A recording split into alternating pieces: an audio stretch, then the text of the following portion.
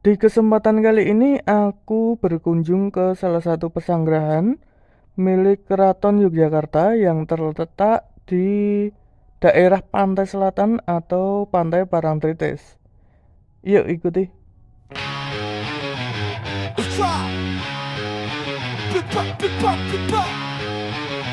Yeah, yeah, yeah, yeah.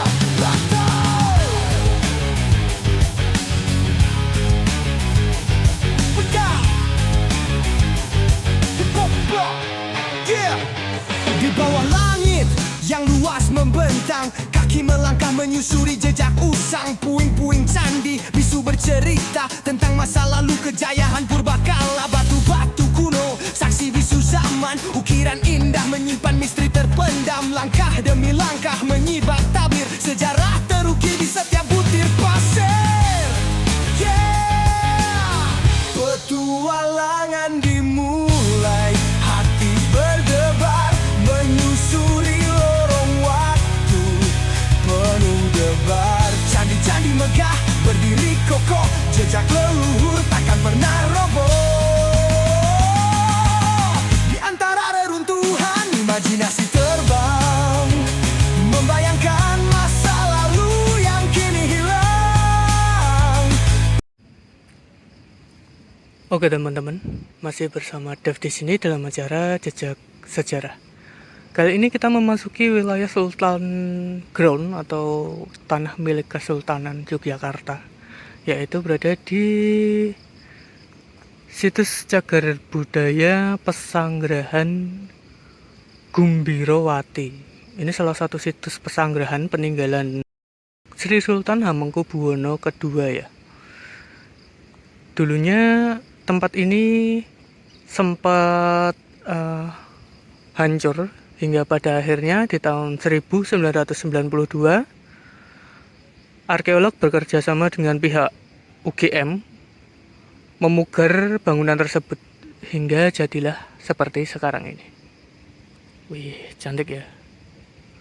Di sini juga terdapat beberapa pohon besar seperti randu alas, gayam, pule, dan juga klepu kalau nggak salah. Bikin suasana semakin wah, rindang gitu. Yuk kita mendekat, kita lihat seperti apa bangunannya. Bangunan ini terdiri dari 2 lantai. Tuh, kedua lantai dihubungkan oleh tangga yang seperti tangga candi gitu. Wah, mengingatkan dengan bangunan candi nih. Kita lihatlah. Untuk bagian yang bawah ini polos saja, dan yang bagian atas ini dihiasi batuan karang ya. Kalau yang bawah polos tuh,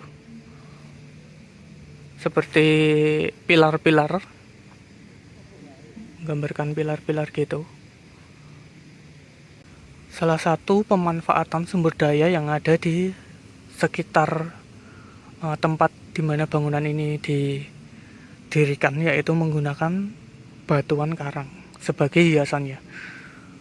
Itu merupakan salah satu gebrakan dalam segi interior ya, khususnya dalam percandian, karena ya walaupun ini bukan merupakan bangunan candi, tapi secara struktur, secara model gitu, ini hampir-hampir mirip dengan candi. Dan ini salah satu gebrakannya, dimana menempelkan batuan karang ke bagian dindingnya. Wah, keren sih menurutku. Kayak memberi nuansa baru dalam arsitektur, tidak monoton hanya berpaku dengan ukiran, dengan ragam hias yang ada di dindingnya, tapi melakukan sebuah gebrakan di mana hal ini membuat bangunan ini terlihat lebih mencolok dan lebih indah aja. Keren sih. Masih terkagum-kagum lah. Nggak nyangka aja ada karang yang ditempel sedemikian rupa.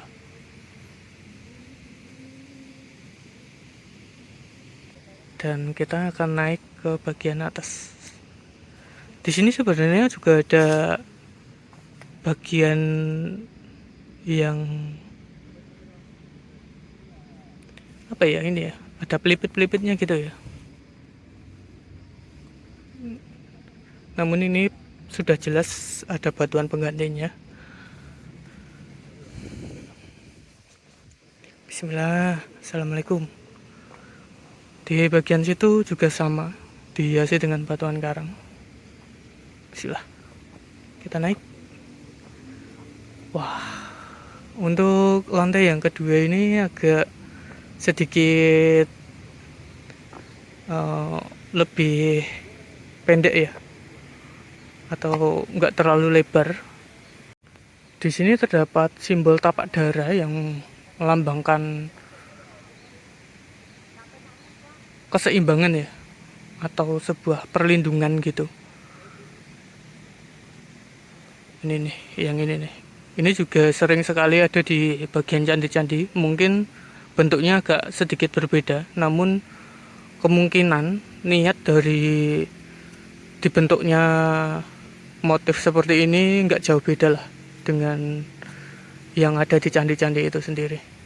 Kalau yang di tengah ini kelihatannya hampir sama dengan vas bentuknya, vas-vas yang ada di candi-candi gitu. Yang masih aku pertanyakan di sini sebenarnya masih ada tangga lagi. Namun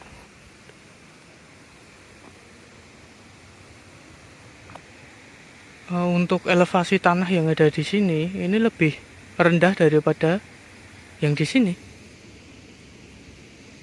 Lantas tangga ini digunakan untuk apa ya?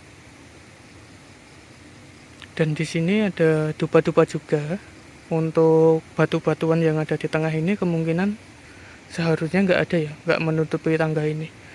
Mungkin dulunya ada sebuah singgasana untuk Sri Sultan Hamengkubuwono beristirahat di tempat yang paling tinggi ini, menghadap ke arah laut atau pantai selatan, karena di depan kita itu sudah terdapat pantai selatan itu. Jujur saja kalau aku lihat dari sini dan pandangan bisa sampai ke laut selatan, mungkin bakalan epic banget sih. Untuk di bagian belakangnya sih biasa aja ya. Seperti cuman terdapat dua bangunan yang ada di atas tadi. Walaupun ini ada pelipit-pelipit juga, tapi sudah nggak tertata dengan rapi dan seutuhnya. Yang paling ikonik di sini adalah background pohon besar ini nih. Wah, cantik banget sih yang menjadi background dari tempat ini. Yang bikin aku salah fokus. Ya, ini dia. Ada sebuah mini air terjun, dan juga ada ini nih, tempat meletakkan dupa di bawah pohon pule. Ya kan, pule kan nih daunnya, seharusnya sih pule ya. Tuh, mungkin lorong ini dimaksudkan untuk nerobos gitu ya. Lah, siapa yang bisa ngelewati gitu. Beneran sih cantik ini. Karena dilihat dari jauh cantik banget loh. Kayak airnya ini mengandung suatu zat apa gitu, sehingga bikin batuannya ini warnanya beda. Tuh,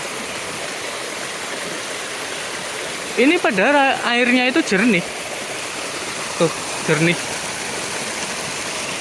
Keren sih.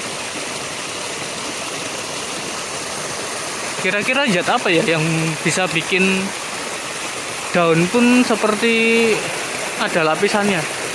Tuh, lapisan seperti karang gitu. Ini jadi seperti karang. Keren sih.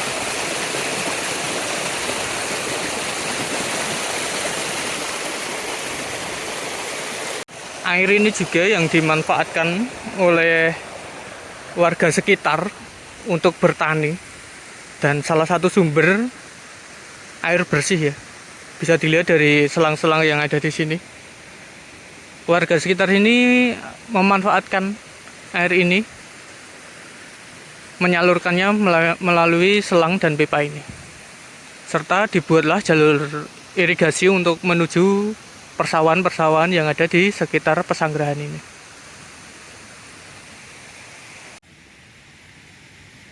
Masih nggak nyangka tempat secantik ini berada di dekat dari pantai Parangtritis.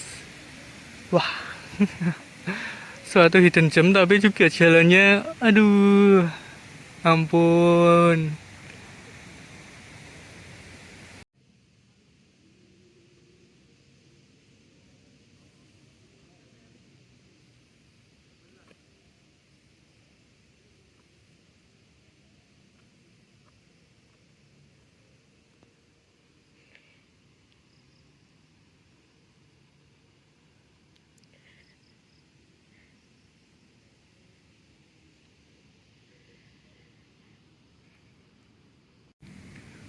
Salah satu peninggalan Sri Sultan Hamengkubuwono II yang masih eksis dan menjadi salah satu tempat yang, kalau menurutku sih, ini salah satu tempat tersunyi.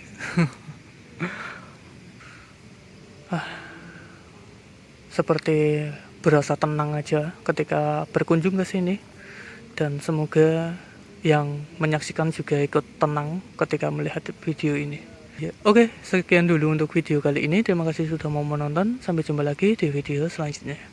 Dadah.